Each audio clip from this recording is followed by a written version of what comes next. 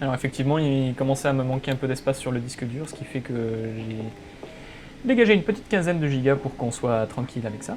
Donc ce que l'on ferait sur Ivao, en étant contrôlé bien sûr, prêt au départ, piste 27 gauche, et en n'étant pas contrôlé, on enverrait un message, déjà on vérifierait qu'il n'y ait personne en finale, et on enverrait un message sur Unicom pour dire que l'on s'aligne et que l'on décolle. Évidemment, on mettrait notre transpondeur en alticodeur. Pour ce qui nous concerne, on va pouvoir mettre, donc ici en bas, qu'on se mette là où il faut, le radar météo, même s'il est inactif actuellement. On va également pouvoir passer le transpondeur en para, Traffic Avoidance et RA, qui je ne sais pas ce que ça signifie.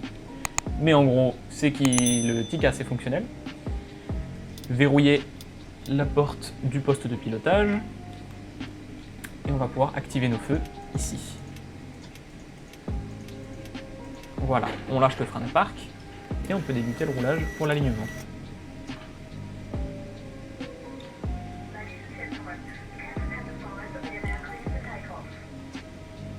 Comme tu dis. Allez. Voilà.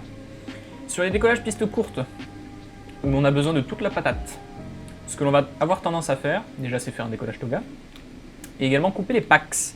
Les packs qui sont sur le panneau air conditionné, pack 1 et pack 2, on les éteindrait, faites pas attention, on les éteindrait une par une, et on les réactiverait peu après le décollage, peu après la rotation. Voilà, donc on va se réaligner comme on peut avec les bugs. Le GPWS nous a confirmé qu'on est bien sur la 27 gauche, on voit 27 gauche sur l'ICAM et on voit le 270 pour le cap. Tout est bon pour le décollage, on va pouvoir mettre 40% de puissance, lancer le chrono et essayer tant bien que mal de passer en flex. Hop. Allez, allez, on monte en flex, on passe en flex, allez. Allez, Manflex SRS Runway Auto Thrust Blue. On essaye de maintenir l'axe de piste. En dessous de 100 nœuds, on pousse sur le manche pour que la roulette de nez ait un maximum, je sais pas, de grip ou quoi. Passant 100 nœuds, on remet le manche au neutre.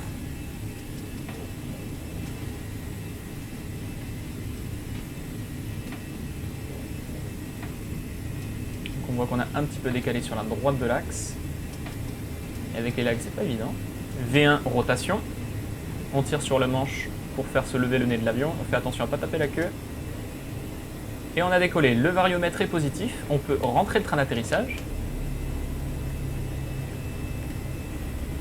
On voit que le train est déverrouillé, puisque les lampes sont rouges. On voit la ville de Paris sur notre gauche. Et la roulette de nez est rentrée. Le train principal est rentré. Hop. On va mettre un peu de compensateur pour nous aider.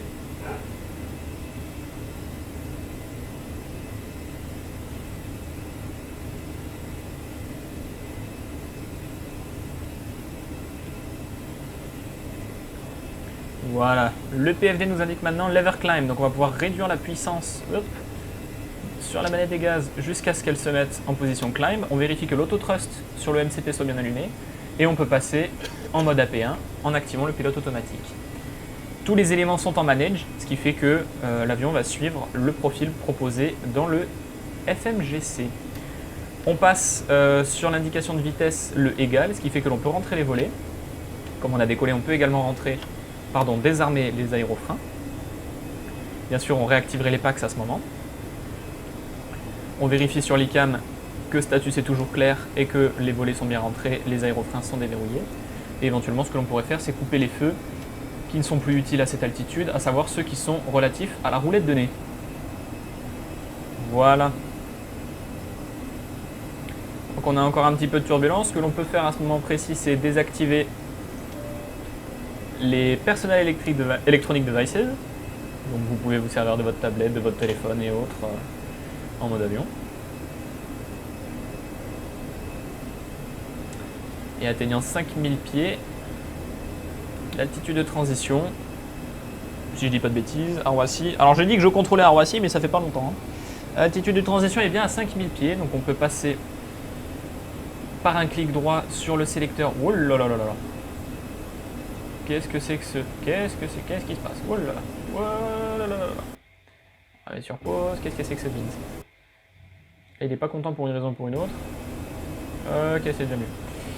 Par un clic droit sur le sélecteur de QNH, donc de pression barométrique, on va pouvoir régler sur standard cette pression. Voilà, je ne sais pas ce que c'était que ce gros lag et ce bug subséquent, mais bon, ça a l'air d'être passé. Voilà, on atteint les 10 000 pieds, lentement mais sûrement.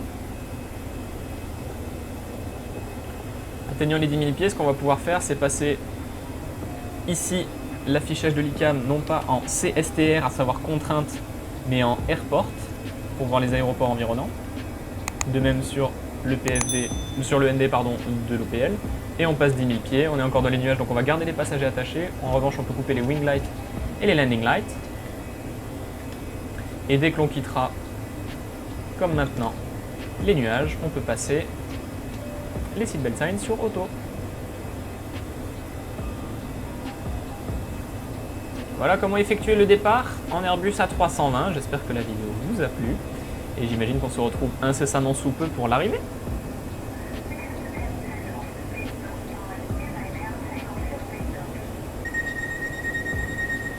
Alors juste, quand vous entendez cette alarme qui sonne, ça signifie que l'hôtesse est à la porte.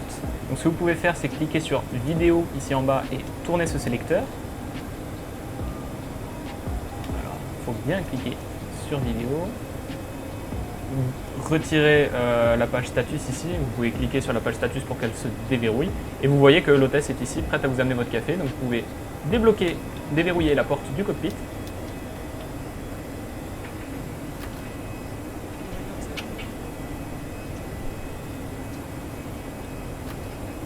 Et elle vous amène votre café.